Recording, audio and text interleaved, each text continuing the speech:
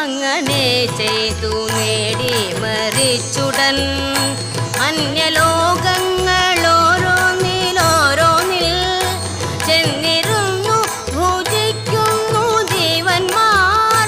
തങ്ങൾ ചെയ്തോരു കർമ്മങ്ങൾ തൻ ഫലം ഒടുങ്ങിടുമാതൊട്ടു നാൾ ചെല്ലുമ്പോൾ ഉടനെ വന്നു നേടുന്നു പിന്നെയും തൻ്റെ ഗൃഹത്തിങ്കൽ നിന്നുടൻ കൊണ്ടുപോന്ന ധനം കൊണ്ടു നാമെല്ലാം മറ്റെങ്ങാനും ഒരിടത്തിരുന്നിട്ടു വിറ്റൂണെന്നു പറയും കണക്കിനെ